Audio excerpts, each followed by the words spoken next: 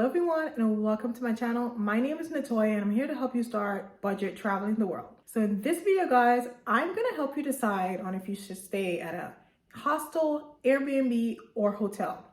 So if you're feeling stuck and overwhelmed and don't know which one of these accommodation types are best for you, be sure to watch this video till the end.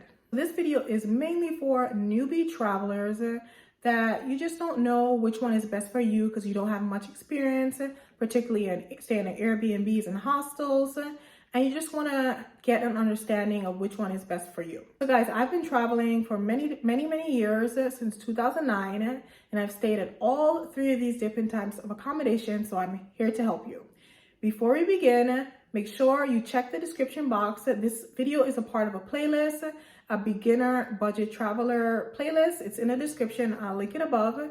If you're completely new to traveling and you need some help, be sure to check out that playlist. And guys, if you're new to traveling, I have a ton of resources in the description to help you plan your first trip abroad or just give you some tips and tricks to help you start traveling the world on a budget. So the one thing I want to stress here is that it's not about money. It's not about the cost of an Airbnb, a hotel, or hostel. It's not about the price. It has nothing to do with that. What you have to think about when deciding which accommodation is best for you is the type of experience you're going to have.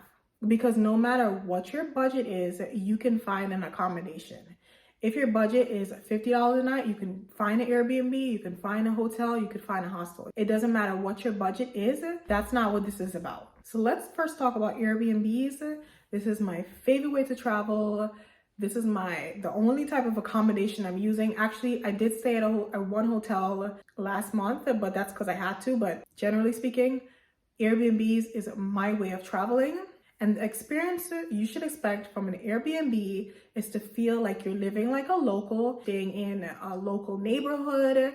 You're staying you're off the tourist track. And I love this way of traveling just for those reasons. I love being in a neighborhood with local people away from the tourist destination. I love seeing what the grocery stores are like, what the bakeries are like. I want to go to the places the locals are going.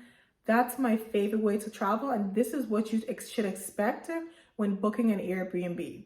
Now, there are some pricier Airbnbs in like fancier neighborhoods that are in the tourist destination, but your average Airbnb will be in like a local community. Also expect your Airbnb to have more space, have more amenities, like have a washer and dryer. Not all of them, but many of them will have like washers, a dishwasher, different cooking appliances, a stove, a kitchen to cook in. So it gives you that homey feel.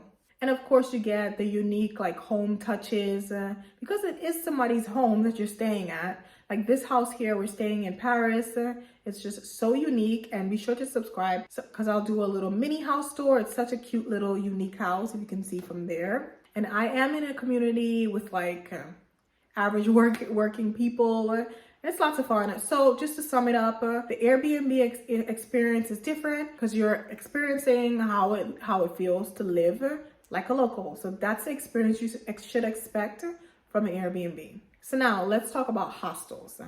So the experience you should expect from a hostel is more of like a community with other travelers. So because Airbnbs and like room rentals are so affordable, there really isn't any reason to stay at a hostel unless you want to have that community experience with other travelers. It's not always about the fact that the room is cheap and you're saving a ton of money. It's not always about that. Because like I said, you can get pretty good deals on Airbnbs. It's not about the price. So what you can expect from a hostel is basically a dorm with up from 2 up to even 40 beds in one large dorm room.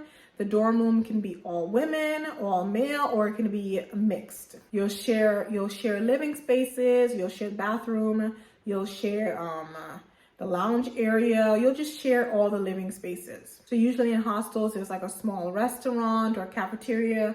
Sometimes there's free breakfast. But what I find common in hostels is that they have a lot of different events to help travelers mingle and make friends. So there might be a trivia night at the hostel. There might be day tours or day trips that the hostel staff arranges for the guests at the hostel. So there's events like that. There's happy hour at the hostel. There's just so many events so that you can meet and mingle with other travelers. So that's the hostel experience. If that's important to you, then of course, stay at a hostel. And finally, you know so much about this, I'm sure, hotels. So hotels is a whole different type of experience. So I won't get too much into the hotel experience because I'm pretty sure you have stayed at a hotel and you know what to expect. But just to comment on the hotel experience when I'm abroad, I would have to say it's a similar experience. It doesn't have the like bonus of meet and mingling with other travelers like hostels do, or the bonus of being in a local community like Airbnbs do. It's kind of like you're minding your own business as a traveler and you're doing your own thing. You have your space and you're just there to travel and explore the country. But what I do have to say about staying at a hotel when traveling internationally is that it tends to be like right in the city center. And I don't really like being right in the city center because things tend to be more expensive and it's just kind of like a tourist bubble. So I just want to let you know that you should expect to like pay more and be in the tourist bubble. All right, so now that I talked about all 3 different types of accommodations, so you're probably thinking, how do I choose which one is best for me? Just think about your personality and think about the things that kind of just drive you crazy and the things that you love. So for example, I can't stay at a hostel anymore. Too old for that. I don't want to share space with strangers. I don't really care to like meet strangers. I want somewhere that's quiet, some place that I control, and a place that has like a lot of amenities. Like I need a stove, I need a washing machine, I need an iron. A place like that, that's what works for me, and that's why I love Airbnbs. So think about your needs, think about the things you need while traveling, and then also think about the things that drive you crazy. I'm working on a video on how to pick your first Airbnb, so be sure to subscribe to my channel. It should come out either next week or the week after. It's gonna be a step-by-step guide to picking your first Airbnb. So guys, I really hope this video helped. I really hope it helped you pick which type of accommodation is best for you. So thank you again guys for watching. Be sure to like this video, hit the subscription button and the bell notification, and of course check out the description. It has a ton of value. I'll see you guys in the next video. Bye.